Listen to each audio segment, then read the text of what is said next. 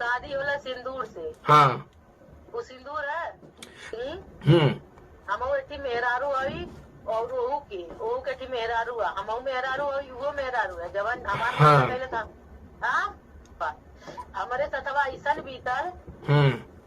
वो मेहरारू सथवा ये बीतत हुई ना। बिल्कुल काहे नहीं, बिल्कुल यार वो एकदम गला। तो का हाल बा भाई लोग, ऐसा करतन कि अच्छा होगा मस्त होगा। तो भाई लोग ये रिकॉर्डिंग बहुत मेहनत से लिया बानी हम। ये रिकॉर्डिंग के फुल सुन बजा समझ में आजी। उ बेचारी मालती चौहान अब तो इस दुनिया में है के, मगर गोलू से रो रो के कैसे रिकॉर्डिंग में कहले दिया कि भैया उ शादी ना एगो नाटक करवैले रहे इसनुआ हमके धमका के पैसा का लालच में आ एगो और छुनवा चौन बा और छुनवा के रानू चौन भैया रो रो के पूरा हाल होकर हमसे का कहले रहे। तो सब भैया ओहनी के पोल खोले भैया ये कुल रिकॉर्डिंग छिपा के रख रहा। आज मालती चौहान के मरला के बाद में सब वो वायरल होता हरा हर। तो भाई लोग ये जब रिकॉर्डिंग सुन बजा तो बहुत कुछ समझ में आ जाए कि शादी के बारे में का सच रहे आ प्यार खैले रही अर्जुन से कि ना खैले रही कि झूठा रहे। तो लो जब साइड में देख लो। फार फार रोवत ये कलियां तुम्हारा वीडियो देख के मजाक नहीं कर रहा हूँ। अब तुम पता करना, सीसीटीवी कैमरा निकलवाना मैं पता करने गया था कि तुम लोग वही हो। तुम्हारा रोना तड़पना किसी को नहीं देखा जा रहा था यार। इतना फोन पे फोन आ रहा था कि गोलू भाई तुम मदद करो मदद करो। अब नंबरवा लगे तब मदद करी ना। इतना फोन ट्राई करती नंबर सुचाप कैसे का करी हम।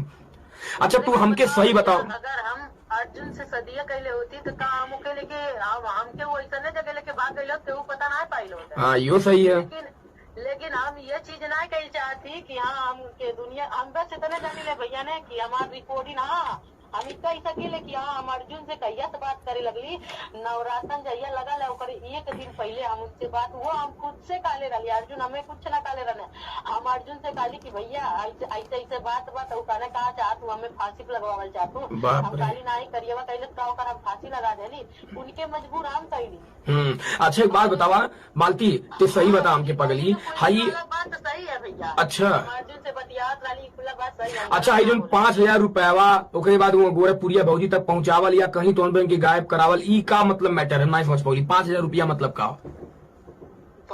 गायब मतलब ये हम सुनली है कि 5,000 रुपया विष्णु दे लाल अर्जुन के ओकरे बाद तू सबके वहाँ से जाए खातिर। देखा हमन के इधर ऐसे मतलब शादी होती जाओ कुछ रात शूटिंग वूटिंग पता नहीं क्या करेला हम एक माइंड ना जान पाई वो दिन ऐसे कहला तो कहा था हमन के कि तो आप बचन 3-4 दिन तन दूरे चल जा और हम इधर जवान हुई हम संभाल ले। हमसे ये बात काले रहने अच्छा। अर्जुन से दोनों मिलन से तो हमन के माइंड में कुछ और रहा है। हमने खाली गेम खेला था हमने दूरे जाता हम नहीं फंस जावे। उसके बाद हमने दूरे कहीं ना रही हमने बस्ती में रही और वो अपने घरे रात रहा ना। हमके बस्ती में होटल दिया के हम वही 3 दिन ले रही बस्ती है।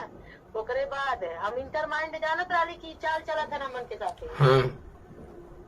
अच्छा इससे भाई तब ओकरे बाद तब इधर सुबह में देखा थी का रे बाप इतना बदनामी। अरे यार बतावत है कि इतना गाली। हाँ यूट्यूब पूरा हर जगह तू इतना रोवत हो यार। इतना तुम्हारा वीडियो देख के हम खुद बेचारा तुम्हारे भैया इतना परेशान रहा। आज हम गए उनसे मिले खाती इतना बेचारा वो परेशान बा।